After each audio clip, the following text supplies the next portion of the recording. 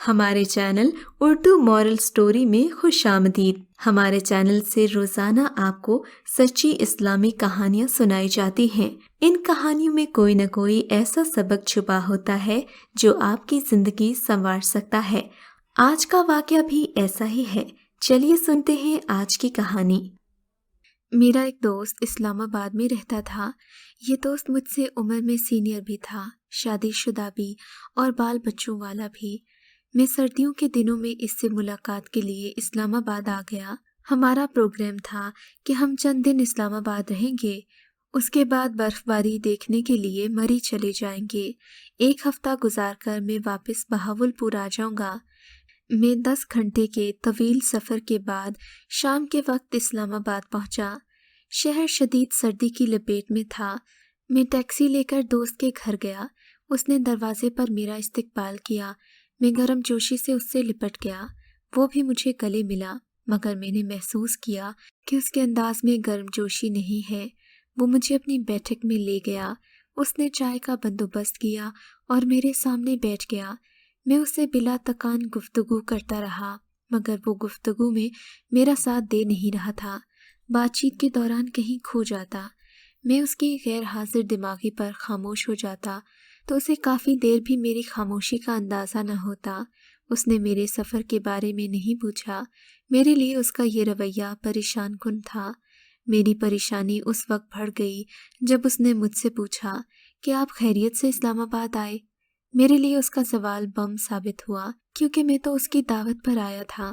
میں نے حیرت سے اس کی طرف دیکھا۔ اس نے دوسرا سوال پوچھا، آپ کتنے دن اسلام آباد میں رہیں گے اور کہاں رہیں گے؟ میری پریشانی انتہا کو چھونے لگی، کیونکہ میں اس کے گھر ٹھہرنے کے لیے آیا تھا۔ میرا سامان تک اس کے ڈرائنگ روم میں پڑا تھا۔ میں پریشانی کے عالم میں اسے دیکھتا رہا۔ وہ کھوئے ہوئے انداز میں مجھے گھور رہا تھا۔ مجھ سے کوئی بات بن نہ پائی تو میں نے کہا، میں ویسے ہی 1 دن کے لیے اسلام آباد آیا ہوں، کل واپس چلا جاؤں گا، ہوٹل میں رہوں گا۔ اس نے اس بات میں سر ہلا دیا اور نہایت ہی روکھے انداز میں کہا، اگر مزید 1 دن رک جائیں تو ہم اکٹھا کھانا کھائیں گے۔ میں نے غصے سے اس کی طرف دیکھا، چائے کا کپ میز پر رکھا، اپنا بیگ اٹھایا اور بیٹھک سے نکل گیا۔ اپنی کرسی پر بیٹھ کر وہ مجھے جاتا ہوا دیکھتا رہا۔ اس نے مجھے خدا حافظ تک نہیں کہا۔ میں شدید غصے میں تھا۔ وہاں سے میں سیدھا راولپنڈی آیا۔ مری روڈ پر سستا سا ہوٹل لیا، نیند کی گولی کھائی اور گہری نیند سو گیا۔ اگلے دن میں بہاولپور واپس آ گیا، مگر مجھے دوست کے رویے نے اندر سے ہی توڑ دیا تھا۔ میں اس شخص کو دنیا کا بدترین، غیر مہذب، مطلبی سمجھنے لگا۔ میں اپنے آپ کو بے وقوف بھی سمجھنے لگا اور 2-2.5 سال تک اپنے ملنے والوں کو یہ واقعہ سناتا رہا۔ لوگ مجھ سے ہمدردی اور اس سے نفرت کرتے رہے۔ اب اگر آپ اس صورتحال کا تجزیہ کریں تو آپ کو بھی مجھ سے ہمدردی اور اس سے نفرت ہوگی۔ میں طویل عرصے تک اپنے اس دوست کے خلاف نفرت پالتا رہا، مگر پھر اس نفرت کا ڈراپ سین ہوا۔ میں یونیورسٹی سے فارغ ہو کر صحافت میں آ گیا۔ ایک دن وہ دوست ہمارے ایک مشترکہ دوست کے ساتھ میرے دفتر آ گیا۔ اسے دیکھتے ہی میں غصے سے ابل پڑا، مگر وہ میرے گلے لگا اور نرم آواز میں بولا، غصے کو چند منٹ کے لیے سائڈ پر رکھ دو اور میری بات سن لو۔ اگر اس کے باوجود بھی تم مجھے غلط سمجھو تو اپنی نفرت کا سلسلہ جاری رکھ لینا۔ میں نے غصے سے اس کی طرف دیکھا تو وہ بولا، میں اپنے والدین کا اکلوتا بیٹا ہوں۔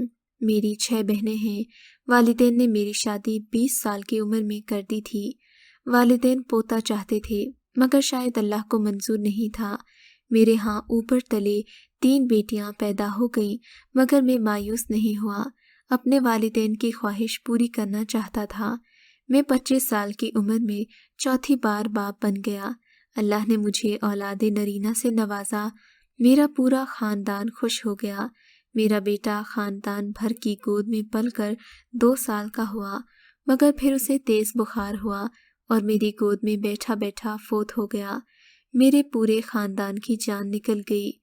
وہ خاموش ہوا اور میری طرف دیکھنے لگا۔ میرا غصہ ہمدردی میں بدلنے لگا۔ اس نے پوچھا، آپ جانتے ہیں وہ بچہ کس دن فوت ہوا تھا؟ میں خاموشی سے اس کی طرف دیکھتا رہا۔ بولا، اس وقت فوت ہوا تھا جب آپ رکشے سے اپنا سامان اتار رہے تھے۔ میری کن پٹی میں آگ لگ گئی۔ اس نے گفتگو کا سلسلہ جاری رکھا۔ میرے پاس اس وقت 2 آپشن تھے۔ میں آپ کو اپنے دکھ میں شریک کر لیتا، آپ بھی ہمارے ساتھ سوگوار ہو جاتے اور آپ کی چھٹیاں خراب ہو جاتی۔ دوسرا، میں آپ سے یہ خبر چھپا لیتا، آپ کو ہوٹل جانے پر مجبور کر دیتا۔ آپ مجھ سے وقتی طور پر ناراض ہو جاتے، لیکن آپ کی چھٹیاں اور وقت برباد نہ ہوتا۔ میں دوسرے آپشن پر چلا گیا۔ میں نے اپنے خاندان سے کہا، میرا مہمان آیا ہے، آپ کے رونے کی آواز بیٹھک تک نہیں جانی چاہیے، میں اسے واپس بھجواتا ہوں، ہم اس کے بعد اپنے عزیزوں اور رشتہ داروں کو اطلاع دیں گے۔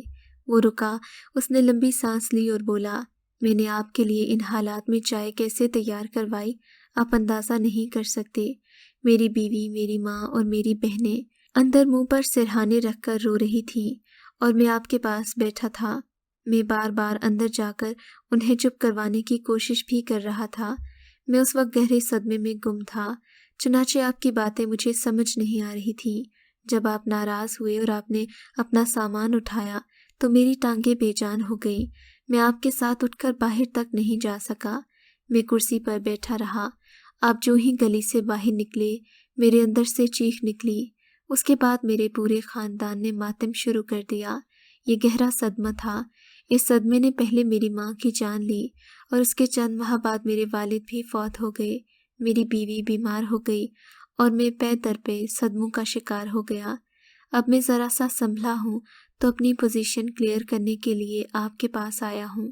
وہ خاموش ہوا تو میری آنکھیں برسنے لگیں۔ اس کے صبر اور اس کی ہمت پر میں حیران تھا۔ وہ اپنے اکلوتے بیٹے کی نقش چھوڑ کر میری خدمت کرتا رہا اور میں 2.5 سال تک اسے مطلبی، جاہل، ظالم اور بدتمیز سمجھتا رہا، اس سے نفرت کرتا رہا۔ ہم دوسروں کے بارے میں اتنی جلدی رائے قائم کر لیتے ہیں جتنی دیر میں مرغی کا انڈا بوائل نہیں ہوتا۔